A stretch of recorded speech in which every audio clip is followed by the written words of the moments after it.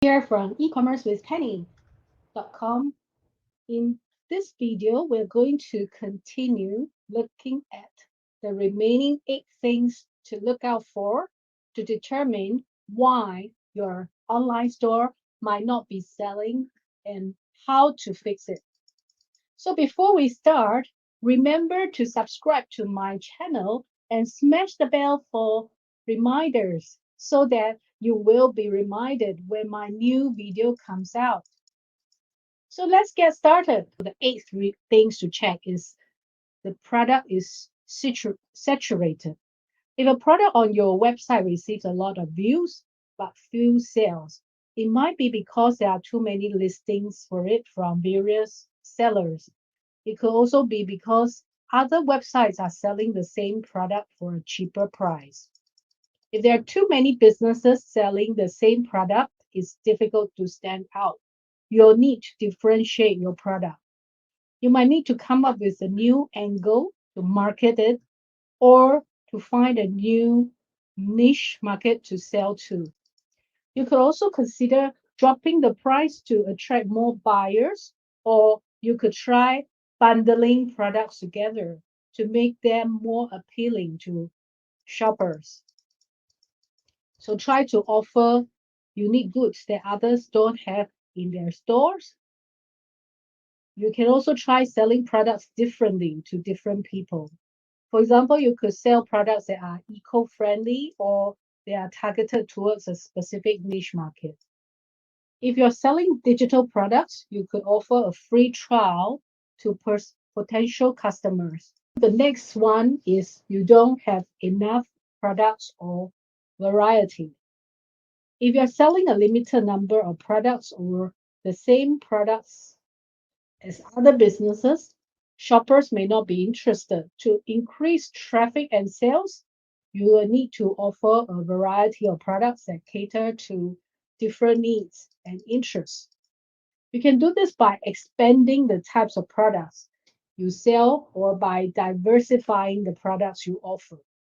For example, if you sell clothes, you can add accessories, jewelry, and home decor to your store. And if you sell digital products, you can add new courses or tutorials to your store. You make it more likely that shoppers will find something that appeals to them. So the next thing to check for is whether your copy speak to your target audience. When I talk about the copy here, I'm talking about the product descriptions or the copy on your website. If it doesn't appeal to your target audience, they're not going to buy from you. Your copy should be clear, concise, and error free. It should also speak the language of your target audience and speak to the needs of your target audience. Make sure that your copy is relevant to them. For example, if you're targeting young adults, you use the language that is relatable to them and easy to understand. If you're targeting the business owners, you can use language that emphasizes the benefits of your products and the bottom line, because that's what they care about most. And if you're targeting a specific niche market, you have to use language that is specific to that group of people. How can you find out what is the language that's specific to a certain group of people? You can make use of online marketplace like Amazon or Etsy and try to look at the product reviews of those people who bought a certain product in a niche. And you will be able to see what are the things they're looking for. Also, make sure that your copy is well written. You need to use strong verbs, catchy phrases, and interesting adjectives to capture the attention of the shoppers. Be sure to avoid making any grammatical errors or typos. Nowadays, you can easily use software like Grammarly or Pro Writing Aid to check for grammatical errors and the typos. Typos can make you look unprofessional and cause shoppers to lose confidence in your store. By ensuring that your copy is well written and relevant to your target audience, you will increase the chances of selling products to them. You can also use an AI writer such as Jasper to help produce content that's aligned with the voice of the customer. Because Jasper is specialized in marketing messages, software like Jasper that use artificial intelligence to generate copy that's optimized for conversion. You can check out my blog article. Is Jasper AI Writer really the best AI software? My in-depth review for more information. I will leave the link below so that you can check it out. And the fourth point is that shoppers aren't adding products to their cart. If shoppers are visiting your site, you bring in the traffic, but are not adding products to their cart, there could be a few reasons.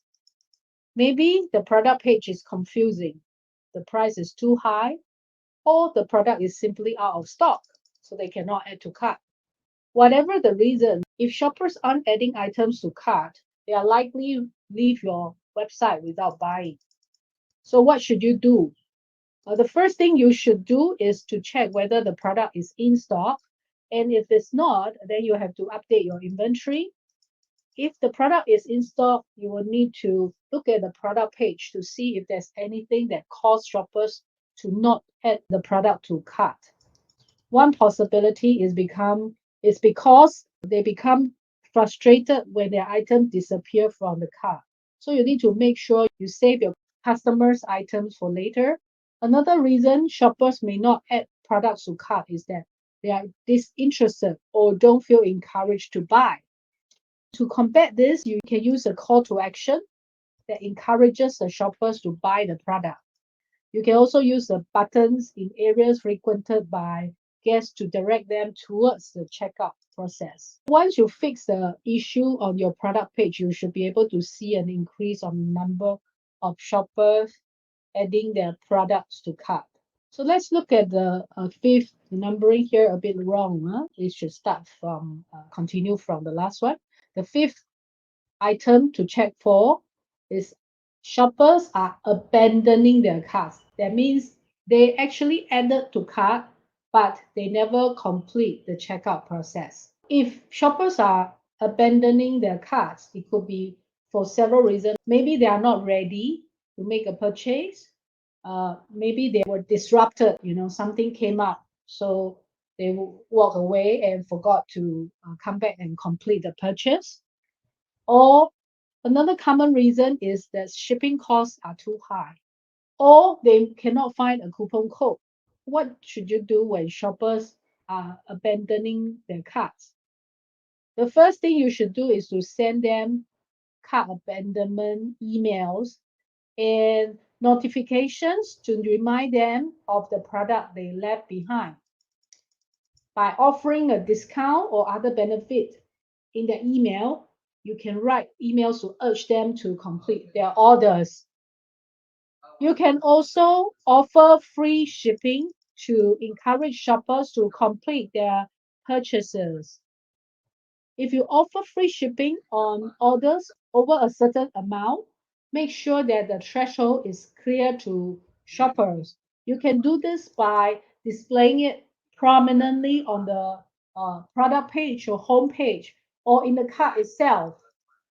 And finally, make sure if shoppers are getting frustrated during checkout, they are likely to abandon their cart.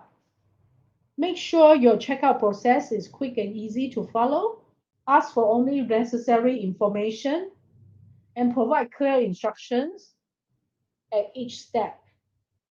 And always do a test buy to go through the checkout process yourself to make sure it works.